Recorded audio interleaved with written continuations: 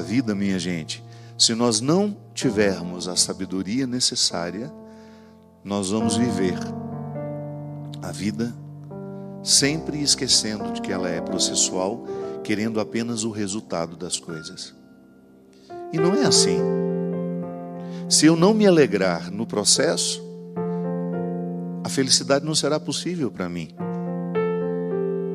Jung, que foi um grande seguidor de Freud, que depois criou uma forma muito única de ver a psique humana, ele dizia justamente que o ser humano ele fica vivo à medida em que ele é alimentado por um desejo.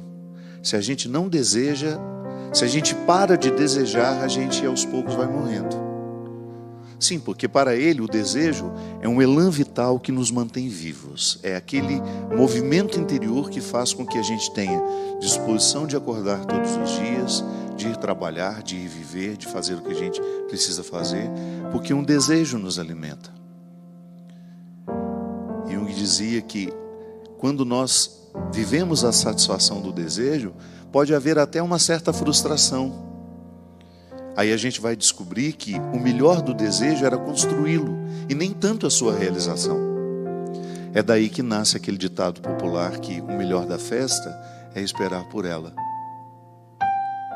Sim, a experiência de você cultivar um desejo, e você pode chamar de outra coisa, pode falar de outra forma isso. Viktor Frankl chamava de sentido da vida. Quando você mantém vivo o sentido das coisas, da existência, daquilo que te faz ser quem você é, você começa a saborear o processo, que não é só um resultado do sentido da vida, não. O sentido da vida pode até me levar a alguns resultados, mas nem sempre eu tenho resultados daquilo que eu faço. Mas eu preciso descobrir uma satisfação ali naquilo que eu faço. É o preparar. É igual o significado da palavra esperança. A esperança não é um conceito estagnado, pronto. Não, porque eu espero, eu digo, eu estou esperando. Mas significa que enquanto eu estou esperando, eu estou construindo aquilo que eu espero. Também aí você tem uma dimensão processual. Você não está de mãos cruzadas, braços cruzados, esperando por aquilo que você quer que aconteça. É por isso que na esperança cristã é uma esperança operante. Um conceito que a gente pega de um filósofo não, teólogo, protestante inclusive, Moltmann, dizia de maneira sofisticada que a esperança cristã ela é operante. Isto é, eu opero enquanto espero. Eu faço, eu construo aquilo que eu estou esperando. Mas enquanto eu espero, eu preparo, porque a esperança é operante. Tá, mas como é que eu preparo? Vivendo bem. É vivendo bem que nós preparamos a eternidade. Pare de ficar com essa ansiedade, de ficar querendo saber como será depois da morte. Ocupe-se da vida, é a única maneira que você tem de preparar a morte. É a maneira mais justa, mais honesta que você tem de olhar para a sua eternidade, para aquilo que lhe espera, é vivendo bem o momento presente. Por isso que nós não podemos compreender uma religião que nos faz ter desprezo pelo tempo e pelo espaço.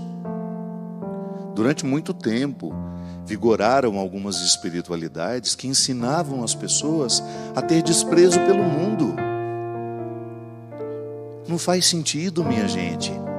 O mundo a que Jesus se referia, vós estáis no mundo, mas não sois do mundo, essa expressão de Jesus para os seus apóstolos não era para que eles desprezassem as coisas do mundo, não, era para que eles soubessem que este mundo é passageiro, essa casa é passageira, este piano é passageiro, este material que nós estamos usando para fazer esse programa chegar até você é passageiro, essa televisão que você está tendo aí diante de você, por onde nós entramos, por onde nós passamos, é passageira. O dinheiro é passageiro, o sucesso é passageiro. Aí Jesus está ensinando que há uma maneira interessante de lidar com o tempo e com o espaço.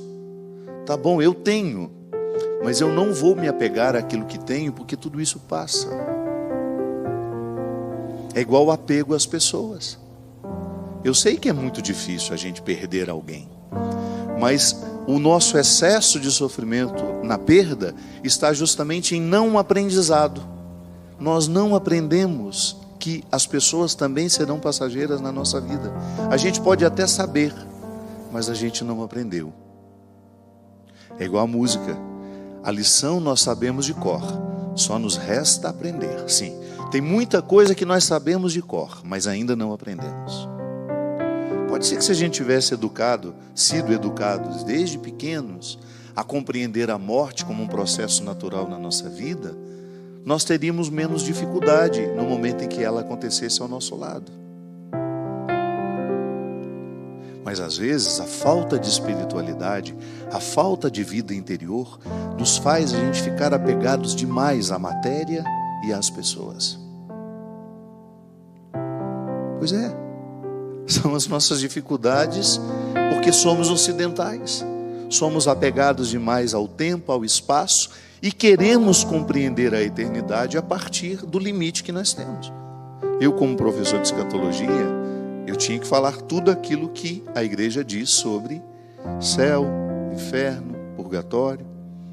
Mas eu tinha um desafio a mais, que não era apenas deixar os meus alunos reproduzirem o que a igreja ensina sobre isso. Porque às vezes a catequese, ela pode ser mais uma vez um reforço deste excesso de materialidade. Então, a pregação, ela chega até mim falando do céu, falando da eternidade, e ela pode me sugerir novamente um reforço de que é material. O céu é material, o céu é localizado, o céu está no tempo e no espaço. Não. Então o meu desafio como professor era que nós soubéssemos falar a linguagem sem ficarmos presos a ela. A eternidade é muito mais uma esperança do que um conceito fechado. Tá bom, eu espero. Mas o que eu espero? Não sei. Mas eu vivo bem para esperar. E aliás, a melhor maneira de preparar a eternidade é vivendo bem. Não há outro jeito. Se eu estou atento aos processos que me cercam, a minha vida profissional, a minha vida afetiva, e aí você pode desdobrar-se naquilo que você faz, em tudo aquilo que você tem, nas suas demandas do dia a dia. Se você se propõe a viver bem tudo aquilo que você faz, e o que é viver bem, minha gente? É você ser correto, você ser justo, você ter a compreensão de que não faz sentido você ser um instrumental de injustiça no mundo.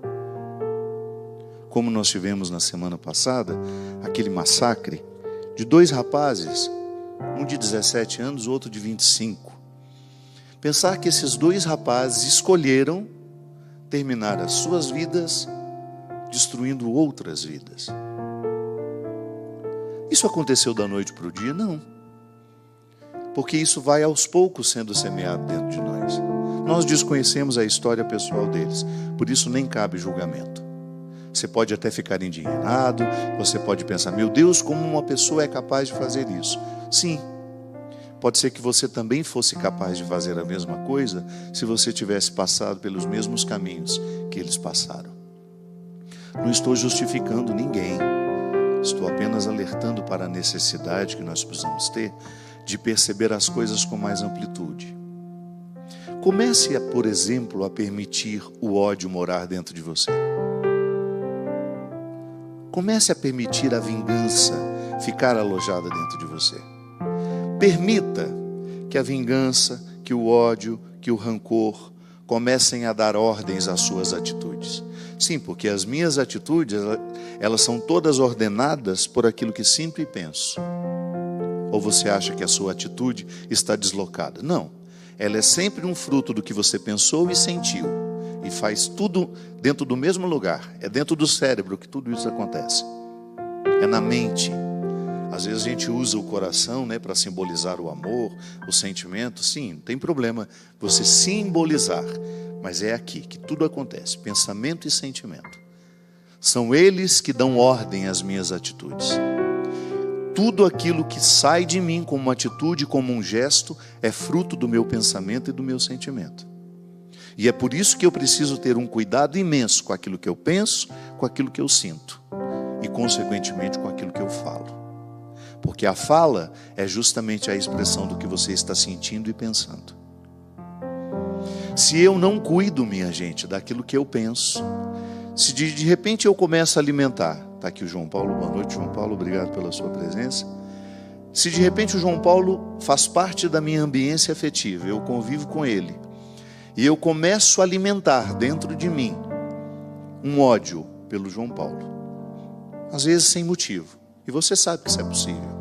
Às vezes você pega a implicância de uma pessoa, pega a birra dela, você não sabe exatamente porquê, você não buscou os motivos dessa implicância, dessa dificuldade com aquela pessoa, e você começa a alimentar um sentimento ruim em relação a João Paulo.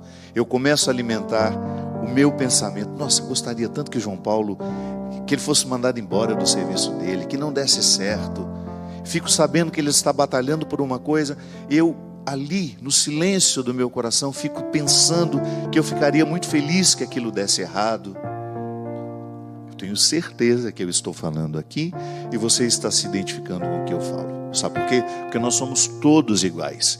Em algum momento, o nosso pensamento colocou-nos contrários a alguém, mesmo que fosse sem motivo. E às vezes tem motivo também. O que eu estou dizendo é que se você alimenta o que você pensa em relação àquela pessoa, e se você está alimentando um pensamento que é nocivo, que é ruim, que prejudica, que é injusto, aí naturalmente aquele pensamento se desdobra num sentimento de aversão, ou às vezes é até o contrário. Começa com o sentimento de aversão e depois você começa a pensar coisas ruins sobre ele. Se você alimenta isso dentro de você, se eu alimento, no exemplo que eu estou dando, se eu começo a alimentar o meu sentimento de rejeição a João Paulo e o meu pensamento de desejar que João Paulo se dê mal, que João Paulo morra, que João Paulo seja prejudicado, eu estou a um passo de ser capaz de fazer um gesto concreto que prejudique a vida de João Paulo. Será, padre? Sim. Muitos monstros nos habitam, minha gente. Por isso que eu digo para você, a gente olha para essas pessoas que são capazes de matar, que são capazes de assassinar outras pessoas, e a gente se acha tão diferente delas. Começa a alimentar o ódio dentro do seu coração para você ver. Comece a alimentar a vingança, e de repente você está achando normal pegar uma arma e acabar com a vida daquela pessoa. Comece a alimentar os sentimentos que são diabólicos para você ver.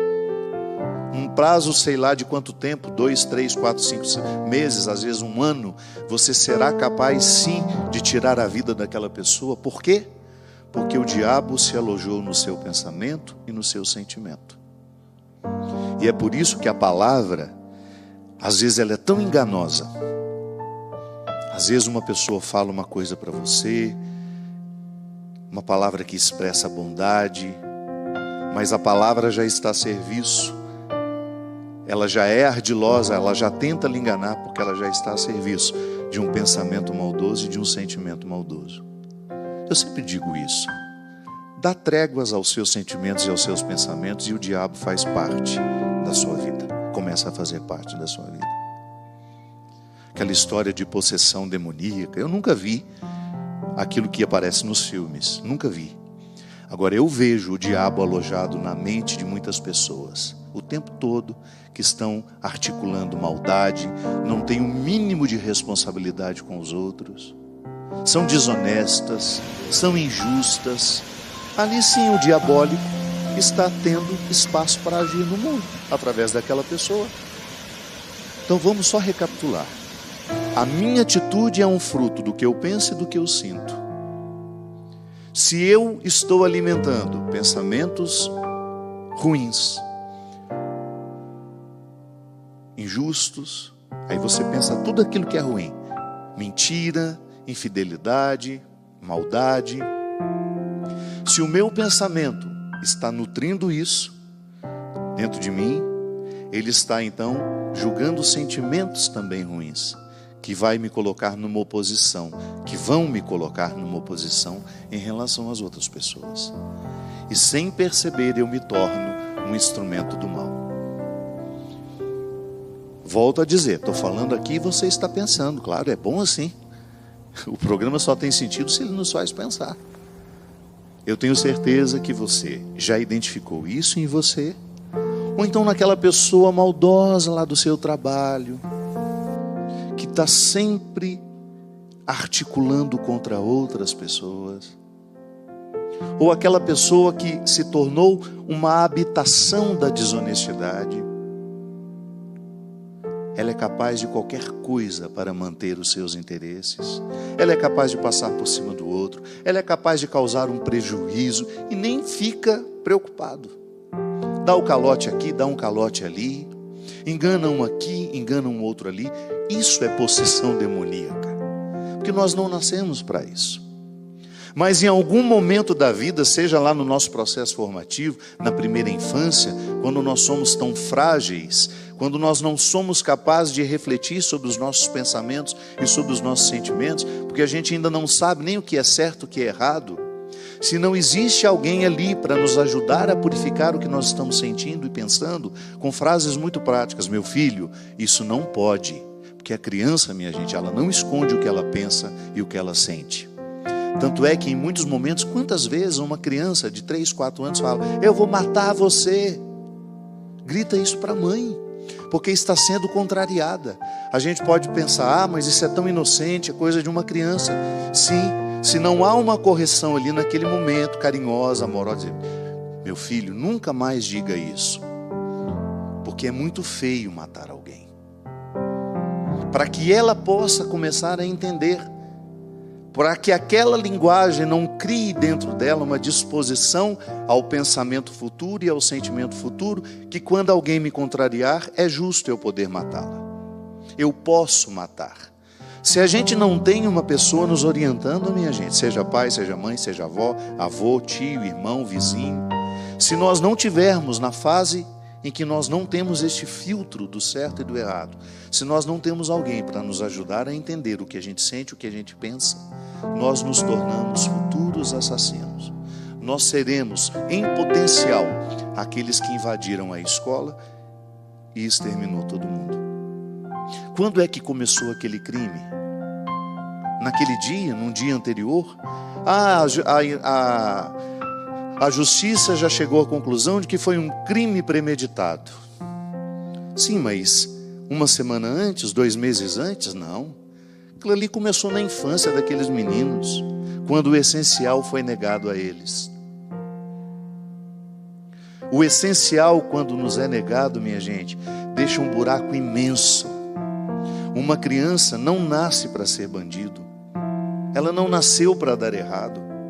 Agora, o que nós fazemos com ela contribui justamente para que aquela índole, às vezes maldosa que ela tem, cresça.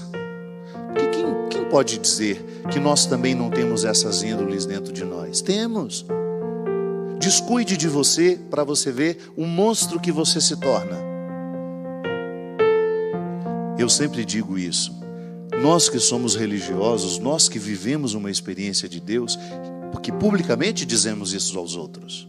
Não estou dizendo que aquele que não diz não viva. Estou dizendo eu, no meu caso. Você já imaginou que contraditório seria se nos meus bastidores eu fosse uma pessoa maldosa? Se eu não tivesse capacidade de reconhecer os meus erros? Se eu prejudicasse João Paulo conscientemente, mesmo sendo padre? Isso acontece muito. Uma casca religiosa para esconder maldades vergonhosas. Como os padres que foram acusados de pedofilia, abuso sexual de pessoas que vão buscar, ou outras lideranças religiosas, padres, pastores, leigos, que exercem uma autoridade religiosa sobre alguém e abusam, ultrapassam uma maldade, minha gente, que está protegida pela religiosidade. É o que eu estou dizendo. Se eu não cuido dos meus sentimentos e dos meus pensamentos diariamente, purificando-os, pedindo perdão a Deus e aos outros, eu me torno um monstro. Sim, tenho potencial para ser santo, tenho, mas também tenho potencial para ser um monstro. E com você não é diferente. É por isso que você precisa ficar muito atento ao que você sente, ao que você pensa e, consequentemente, ao que você fala, para que você não se torne um obstáculo para si mesmo, para que você não se torne um monstro, para que você possa recolher de você somente aquilo que você tem de melhor. É o que eu desejo do fundo do meu coração, que você fique atento aos caminhos que você anda, que você descubra que ele também é um lugar, o caminho é um lugar, que precisa ser saboreado, que precisa ser percebido. Tenho 2 horas de ônibus até o meu trabalho. Leve um livro. Você vai ter a oportunidade de ler muito mais do que aquele que não tem as 2 horas de ônibus. Em vez de ficar preso no celular o tempo todo, leve um livro. Dá para ler um livro por semana, quem tem 2 horas de ônibus todos os dias. Descubra o hábito da leitura. Ande pelos caminhos que o livro lhe proporciona. Faça alguma coisa ser positiva naquela rotina que às vezes é pesada. E que Deus nos abençoe neste propósito. Que os nossos caminhos sejam transformados em lugares. E que as esperanças nos motivem cada vez mais a construir, no tempo que nós temos, a realidade eterna que nós um dia queremos desfrutar. Derrame sobre nós a bênção e a proteção do céu, o Deus Todo-Poderoso, Pai, Filho e Espírito Santo. Amém. Até a semana que vem, se Deus quiser. Todo mundo ama um dia, todo mundo chora um dia, a gente chega e no outro vai embora.